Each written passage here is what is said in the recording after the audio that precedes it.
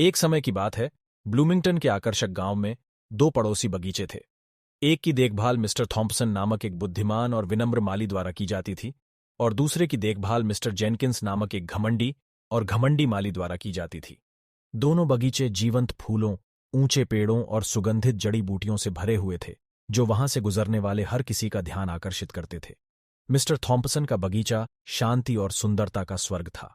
उन्होंने प्रत्येक पौधे का अत्यंत सावधानी से उपचार किया, उन्हें सही मात्रा में धूप, पानी और पनपने के लिए आवश्यक पोषक तत्व प्रदान किए। श्री थॉम्पसन ने बगीचे की सद्भावना में उनके योगदान को महत्व देते हुए प्रत्येक पौधे के अद्वितीय गुणों का सम्मान किया। उन्होंने धैर्य और समर्पण के महत्व को समझते हुए प्रत्येक व्यक्ति की देखभाल में घंटों बिताए।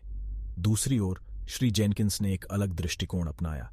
वह अपने बगीचे को अपनी महानता का प्रतीक मानता था और जो कोई भी सुनता उसके सामने लगातार उसकी भव्यता का बखान करता था। उन्होंने अपने पौधों पर आवश्यक ध्यान देने की उपेक्षा की, जिससे अक्सर वे सूख गए और मुरझा गए। वह प्रत्येक पौधे में मूल्य देखने में विफल रहे और इसके बजाय केवल उनके बाहरी स्वरूप पर ध्यान केंद्रित किया।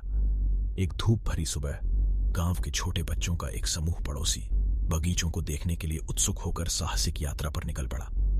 जैसे ही वे मिस्टर थॉम्पसन के बगीचे में दाखिल हुए, वे आश्चर्य से भर गए। हवा सुगंधित थी और फूल चमकीले रंगों से खिले हुए थे।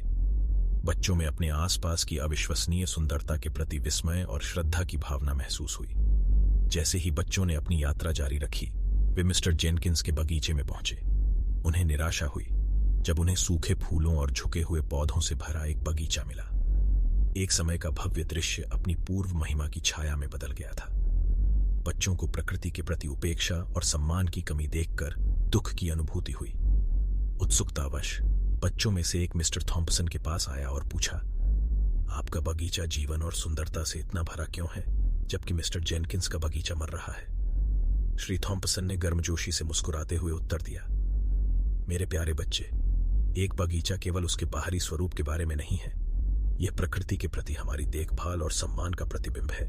प्रत्येक पौधा अद्वितीय है और हमारे ध्यान और प्यार का हकदार है। समझने से उनकी जरूरतों को ध्यान में रखते हुए हम उनकी पूरी क्षमता तक पहुंचने के लिए उनका पालन पोषण कर सकते हैं। बच्चों ने श्री थॉम्पसन के शब्दों के ज्ञान को आत्मसात करते हुए ध्यान से सुना। उन्होंने महसूस किया कि सम्मान न केवल लोगों के लिए एक मूल्य है, बल्कि इसका विस्तार उनके आसपास की प्राकृतिक दुनिया तक भी है। श्री थॉम्पसन के बगीचे से प्रेरित होकर बच्चों ने कार्रवाई करने का निर्णय लिया। उन्होंने हाथ मिलाया और श्री जेनकिंस की अनुमति से उनके उपेक्षित बगीचे को पुनर्जीवित करना शुरू कर दिया। उन्होंने पौधों को पानी दिया, खरपतवार हटाए और प्यार से हर एक को स्वस्थ कर दिया। जैसे जैसे दिन बीतते गए, मिस्टर जेनकिंस ने अपने बगीचे में हो रहे बदलाव को देखा। उन्होंने बच्चों में प्रकृति के प्रति सम्मान और देखभाल देखी और यह उनके दिल को छू गया। अपने तरीकों की त्रुटि को महसूस करते हुए उन्होंने विनम्रतापूर्वक श्री थॉम्पसन से संपर्क किया, उनका आभार व्यक्त किया और मार्गदर्शन मांगा। उस दिन के बाद से श्री जेनकिंस ने सम्मान के महत्व को सीखा और अपने बगीचे को प्यार और देखभाल से संभाला। उन्होंने प्रत्येक पौधे के अनूठे गुणों को अपनाया, ये समझते हुए कि उनकी सुंदरता बाहरी दिखावे से कहीं अधिक है। दोनों उद्यान ब्लूमिंगटन गांव में सम्मान और सद्भाव का प्रतीक बन गए। लोग चमकती सुंदरता को देखकर आश्चर्यचकित हो जाते थे, लेकिन इससे भी महत्वपूर्ण बात यह है कि उन्होंने गहरा सबक सीखा कि सच्ची सुंदरता एक दूसरे और हमारे आसपास की दुनिया के प्रति दिखाए जाने वाले सम्मान में निहित है।